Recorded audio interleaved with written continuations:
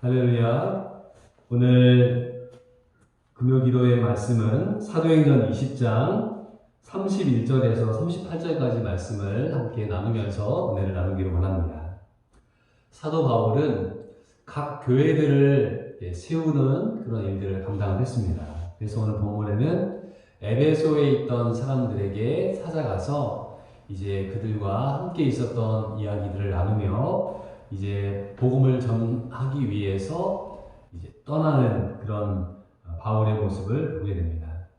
자, 그러면은 바울이 몇 년 동안 에베소 사람들과 말씀을 나눴는가? 31절 말씀을 보면은 그러므로 여러분이 일깨어 내가 3년이나 밤낮 쉬지 않고 눈물로 각 사람을 훈계하던 것을 기억하라 라고 말씀하고 있습니다.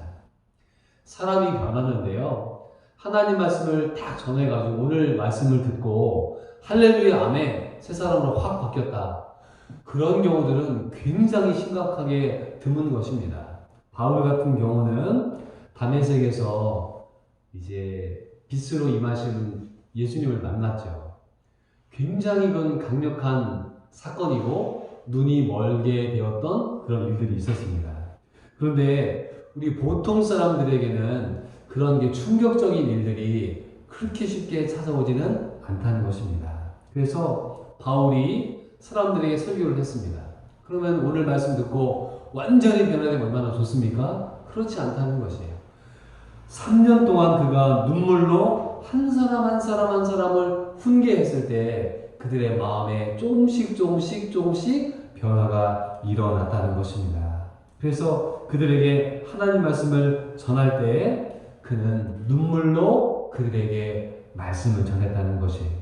또 이제 그들에게 복음을 전한 다음에 36절에 보시면은 이 말을 한 후 무릎을 꿇고 그 모든 사람들과 함께 기도했다. 설교를 끝낸 다음에 거기에 모였던 에베소에 있는 모든 성도들과 함께 무릎을 꿇고 기도를 했습니다. 사실 우리가 이제 의자 문화에 익숙하기 때문에 무릎 꿇고 기도할 날이 그렇게 많지 않다는 것입니다. 그러나 우리가 무릎을 꿇고 기도할 수 있다면은 될 수 있으면 무릎을 꿇고 기도하는 것이 좋습니다.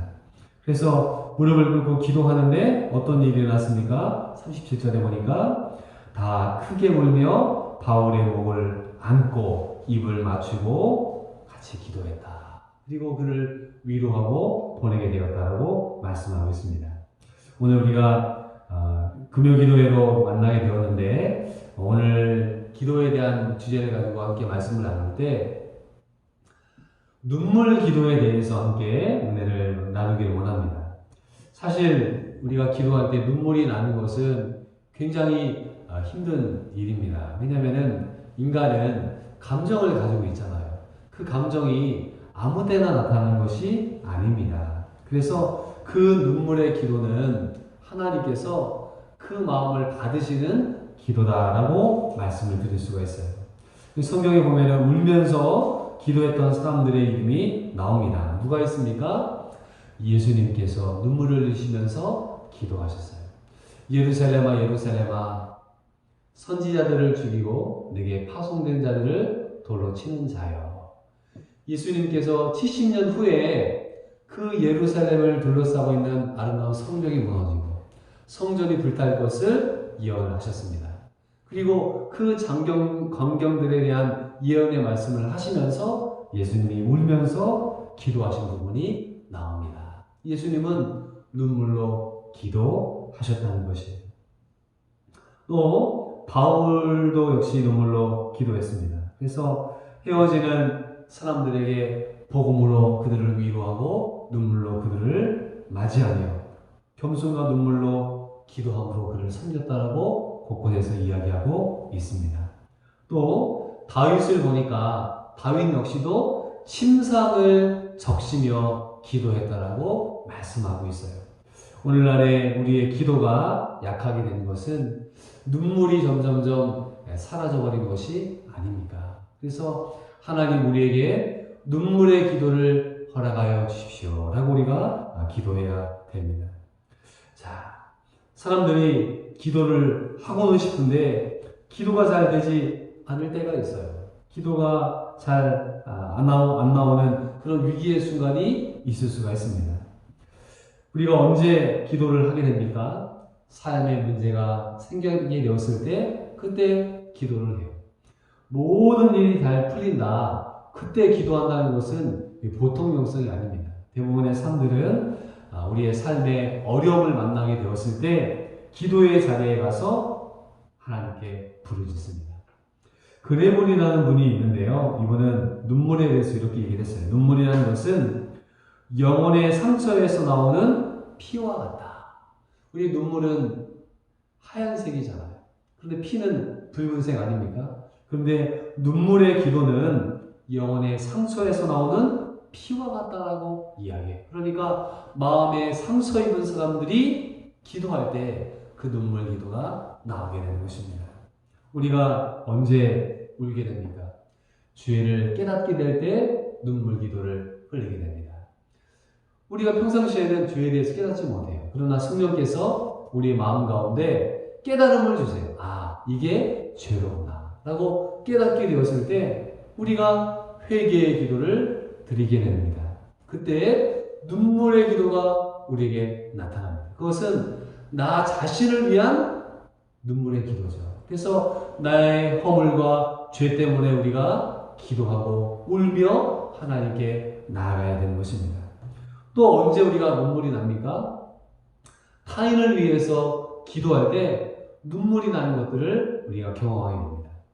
예수님께서 나사로를 살리러 이제 가셨습니다. 이제 죽은 지 사흘이나 지난 그 장례식장에 예수님이 갔죠. 그리고 그곳에서 예수님께서 눈물을 흘리시더라라고 되어 있습니다. 왜 예수님께서 우셨나요? 죽은 자를 위한 눈물이었습니까? 그 가운데 하나님의 능력을 알지 못한 사람들의 모습을 보고 예수님은 우시게 되었습니다. 우리가 울 때 특별히 부모님들은 자식들 때문에 눈물을 흘릴 때가 있습니다. 자식이 군대를 가게 될 때 부모님들이 눈물을 흘리시더라고요. 아들이 군대를 가기 위해서 마음이 착잡할 때 부모님이 눈물을 흘리시더라고요. 또 자녀를 결혼시키실 때 보면은 양가의 부모님들이 눈물 흘리는 것들을 보게 됩니다. 왜냐면은 자주 만나지 못하게 되는 상황들을 생각하며 눈물을 흘리기도 하는 것입니다. 또 언제 눈물을 흘립니까? 우리가 고통 가운데 있을 때 눈물을 흘립니다. 사람들이 내 마음을 알아주지 못했을 때, 누구에게 아무 말도 하지 못했을 때, 그때 그 눈물의 기도를 우리가 하나님께 드릴 수가 있는 것입니다. 또 우리가 기도할 때 하나님의 나라를 위해서 눈물을 흘리며 기도할 필요도 있습니다. 하나님의 나라가 이 땅에 임하기 위하여 기도하는 눈물의 기도가 필요한 것입니다. 성경에 보면은 기도하지 않았던 사람들의 모습도가 보게 됩니다. 누가 기도하지 않았느냐? 사무엘이 왕으로 세웠던 사울이라는 왕이 있어요. 근데 사무엘은 이제 먼저 죽고 아무도 없습니다. 사울은 전쟁터에 나가게 되었는데 두려움이 임하는 거야. 내가 이 전쟁에서 죽으면 어떡할까? 그래서 그 사울이 사무엘이 없으니까 신접한 여인을 찾아갑니다. 신접한 여인은 오늘날로 말하면은 무당, 점쟁이를 뜻합니다. 그 무당과 점쟁이에게 찾아가서 자기에게 길한 축복을 원하는 기도를 하게 되죠. 그러나 그는 죽음의 메시지를 듣게 됩니다.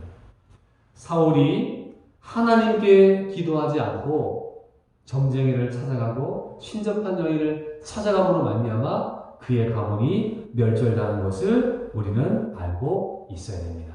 그래서 기도라는 것은 해도 되고 안 해도 되는 것이 아니라 반드시 기도해야 됩니다. 그런데 오늘날 우리의 기도가 점점 약해져 가고 있는 것을 보게 됩니다. 우리가 기도할 때 몇 가지 기도의 방법들을 오늘 함께 나누기를 원합니다. 그럼 어떻게 기도를 해야 우리의 기도가 힘 있는 기도가 되고 하나님 기뻐하시는 기도가 될까? 먼저 우리의 기도에는 감사의 제목을 담았으면 좋겠습니다. 때로는 기도가 잘 안 될 때가 있어요. 회개 기도합니다. 하나님 제가 이러이러한 죄를 졌습니다. 이러이러한 죄를 졌습니다. 마음으로 죄를 졌습니다. 눈으로 죄를 졌습니다. 손으로 죄를 졌습니다. 또 우리의 삶으로 하나님께 죄를 졌습니다. 라고 기도를 합니다. 왜 기도를 해요? 그 다음에 꼭 해야 될 기도가 뭐냐? 그것이 바로 감사의 기도인 것입니다. 그래서 우리가 기도가 안 나올 때는 첫 번째 회개 기도, 두 번째가 감사의 기도를 드려야 됩니다. 감사의 기도에는 우리의 삶에 대한 감사와 우리의 영혼에 대한 감사, 영적인 감사와 육적인 감사, 이 두 가지가 같이 이루어져야 됩니다. 영적인 감사는 나를 하나님의 자녀로 삼아주신 것 감사합니다. 교회를 다닐 수 있도록 인도하여 주신 것 감사합니다. 또 하나님 말씀을 깨닫게 하신 것 감사합니다. 또 하나님의 은혜를 내 마음속에 허락하신 것 감사합니다. 그래서 그 하나님에 대한 감사가 우리 가운데 있어야 됩니다. 영적인 감사들이죠. 그래서 내가 구원받아서 직분을 받고 주님의 일을 감당하고 또 교회 여러 가지 봉사의 일을 하게 된 것들, 이것은 너무나 귀한 영적인 감사인 것입니다. 오늘날에도 많은 사람들이 교회에 가고 싶지만 예배하지 못하는 거예요. 그전에는 내가 가기 싫으면 안 갔지만 이제는 가고 싶어도 교회를 못 가는 이런 시대에 우리가 살고 있습니다. 그렇기 때문에 하나님 우리의 삶 가운데 영적인 감사들이 있기를 원합니다. 오늘날에 보면은 성경책이 굉장히 많은 종류가 있어요. 제가 중학교를 다닐 때만 해도 지금부터 한 30년 전이네요. 그때만 해도 성경책이 세로로 이렇게 되어 있었습니다. 요즘 아이들은 잘 모를 거예요. 성경책이 세로로 되어 있어서 읽으면 얼마나 어려웠는지 모릅니다. 그런데도 그 세로로 된 성경책을 읽었습니다. 요즘은 성경책이 가로로 나와 있잖아요. 또 여러 가지 다양한 번역본들, 쉬운 번역본들이 얼마나 많습니까? 그래서 우리에게 영적인 양식을 주시는 이 성경 말씀이 있다는 거 너무나 감사한 것들이에요. 또 우리가 감사해야 될 것이 무엇이냐? 우리의 육적인 것들을 위해서 감사해야 합니다. 우리의 육적인 것들은 의식주가 있습니다. 오늘 내가 잠자리에 들어서 살 수 있는 집이 있다. 옷을 내가 입을 수 있는 옷이 있다. 또 내가 하루, 점심, 아침, 점심, 저녁 세 끼를 먹을 수 있다는 이것이 얼마나 감사한 것입니까? 이 세 가지를 다 누리지 못하고 사는 사람들도 너무나 많이 있다는 것이에요. 지구 인구가 한 60억이 되는데요. 그 60억 인구 가운데 10억 정도는요, 하늘의 별을 보고 산대요. 지붕이 없대요. 예. 그리고 하루 세 끼를 다 못 먹는 인구가 10억이 넘습니다. 근데 우리나라 어려움이 많이 있지만 집이 없어서 정말 하늘이 뚫려 있는 집, 그런 집이 참 드물지 않습니까? 또 의식주에 있어서 기본적인 것들이 다 우리에게 주어지지 않습니까? 그래서 우리에게 베풀어 주신 하나님 은혜를 감사해야 되겠고, 또 우리에게 주시는 건강에 대한 축복들이 있습니다. 물론 굉장히 강건하고 이런 것들은 아니지만 그래도 우리가 출입할 수 있고 또 병원에 입원하지 않은 것만 해도 얼마나 감사한 것입니까? 그래서 우리가 회개의 기도, 감사의 기도, 이것들이 우리가 꼭 해야 될 기도입니다. 세 번째는 어떤 기도가 있냐? 세 번째는요, 더불어 함께하는 기도가 있습니다. 기도는 참 신비로운 것인데 혼자 기도할 때보다 같이 기도하면 좋습니다. 마치 독창도 너무나 아름답지만 듀엣이 부르는 노래는 그 맛이 또 있잖아요. 또 합창으로 불러서 테너, 베이스, 알토, 소프라노 이 화음을 맞춰서 부르는 노래는 또 얼마나 아름답습니까? 거기에다가 오케스트라가 준비되어 있는 그 노래는 얼마나 아름답습니까? 하나님도 마찬가지죠. 우리가 혼자 기도하는 것도 하나님 기뻐 받으시지만 마태복음 18장에 보면은 두 사람이 모여서 함께 기도하면 내가 듣겠다라고 말씀을 하셨어요. 그래서 더불어 같이 기도하기를 하나님은 기뻐하십니다. 사랑하는 성도 여러분, 기도의 동역자가 있으신가요? 내가 오늘 답답한 일이 있는데 누군가에게 기도의 제목을 나눌 수 있는 누군가가 있습니까? 그 얼마나 행복한 사람입니까? 그래서 우리가 함께 기도할 때 하나님 능력이 임하는데요. 우리가 기도를 서로 나눌 수 있어야 됩니다. 우리가 흔히 생각할 때는 훌륭하신 목사님, 훌륭하신 장로님, 권사님들한테만 기도를 부탁해야 될 것 같이 느낄 때가 있어요. 근데 그렇지 않습니다. 어린아이라 할지라도 기도를 부탁할 수가 있어요.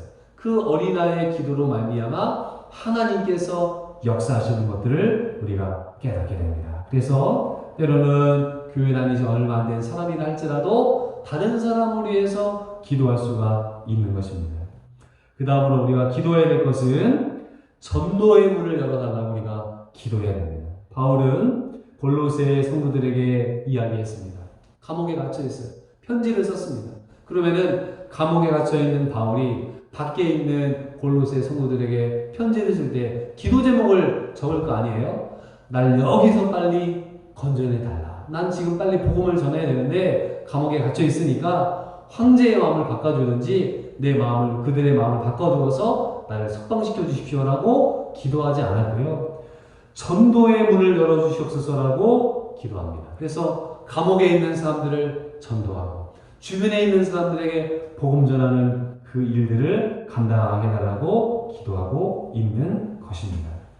사랑하는 성도 여러분, 우리가 기도하기 위해서는 다음과 같은 몇 가지가 필요합니다. 첫 번째는요, 기도하고 싶지 않을 때 어떻게 할 것인가. 기도는 하긴 해야 되겠는데 기도가 안 나올 때 있어요. 그때는요, 하나님과 대화하시면 좋겠습니다. 하나님, 제가 오늘 하루를 살았는데 누구를 만났습니다. 어떤 일이 있었습니다. 하나님께 나의 일과를 보고하는 거예요. 그 보고의 기도를 하나님께서 들으십니다. 그래서 우리가 기도하고 싶지만 기도가 안 나올 때 나의 삶의 모습을 하나님께 아뢰는 기도를 해야 됩니다. 그러기 위해서 어떻게 됐습니까? 기도의 시간을 드려야 돼요. 그래서 빨리 기도하고 돌아가야 되겠다라는 그런 마음이 아니라 나의 일생을 그냥 쭉 이야기하는 그런 기도가 우리에게 필요한 것입니다. 두 번째로 함께 기도 나올 수 있는 것들은요, 마음으로 기도하지 말고 입으로 기도하는 것입니다. 우리는 생각할 때 눈을 딱 감고 그냥 마음으로 기도하면은 기도가 잘 될 것 같아요. 그럴 수도 있습니다. 그러나 마음의 문이 열리기 전에 먼저 열려야 될 문이 있어요. 그게 바로 입술의 문인 것입니다.